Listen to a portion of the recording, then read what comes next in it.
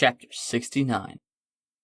From the first moment Sully met Mr. Blue, he had seen him react in countless ways, seen him act with complete and almost undue benevolence towards others, seen him take action for the helpless, seen him think his way out of impossible danger, seen him face down terrifying odds with nothing but a fancy watch and so much willpower it seemed it could bend light.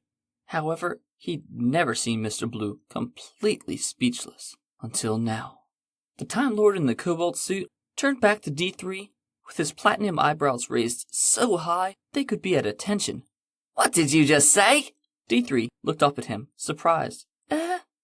Only that I've never seen the seaside before? What? I've never been to the... But it's amazing. Seriously? Sticks and rocks and fish and chips and donkeys. How can you say you've never been to the seaside?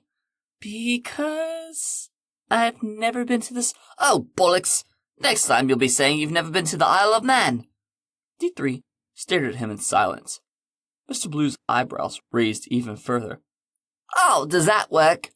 I spent most of my time on Mercury, dude, D3 answered as she inspected the used but dry clothing that the retired Commodore had procured for her on the way.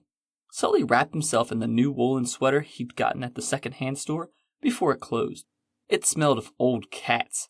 It was scratchy. Yet, he turned his attention back to the amusing and bickering time travelers in the lobby of the hotel standing next to him. An elderly woman approached the guest sign-in desk, holding a piece of paper. "If one of you could sign this, please." Mr. Blue was more interested in how sheltered a life D3 had apparently led. "You've never been to the Isle of Man. There's a rally, and the sheep, and there's the... The old Time Lord looked at Sully for help. "The cats," Sully offered. Mr. Blue snapped his fingers. "Oh, right, the cats." D3 folded her arms. The cats? "With tiny tails." Sully nodded. The innkeeper cleared her throat again. "Someone, please sign this for incidentals." "Right, yes." Mr. Blue sipped out his signature and grabbed a keycard, tossing it to D3.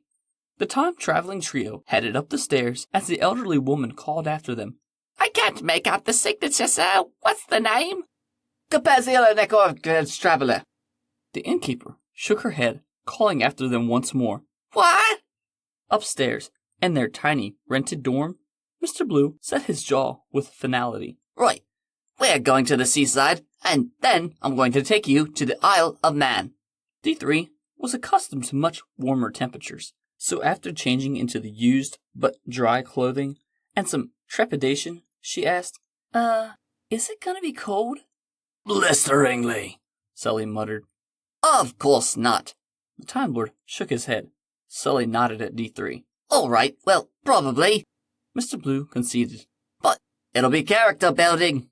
D3 and Sully watched the elderly Time Lord in the snazzy blue suit talk to himself, make calculations of some sort out loud, then proceed to write an indecipherable algorithm on the wall with white chalk. D3 leaned close to her friend, the retired Commodore, whispering, I thought we were here to investigate a time rift or hole in space, time, or unit, or... Sully shrugged. D3 shook her head. Wow, wowie, that's helpful. Mr. Blue stared back at his companions for a moment and beamed. "Come on, you lot. Donkeys to ride and ruins to stare at. We don't have all night." Then he threw open the door and bounded down the stairs with his cobalt coat flapping behind him like a superhero's cape. Sully slowly began to follow his friend, but D3 stopped him. What's going on with him? The retired Commodore looked down, not wanting to meet the young woman's gaze. Hey! She squared herself in his path, not letting him move forward.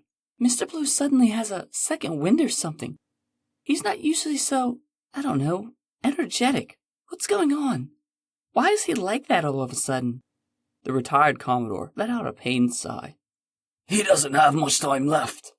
What the hell does that mean? Before leaving, Sully gently squeezed her arm. "Mr. Blue is dying, Dawn."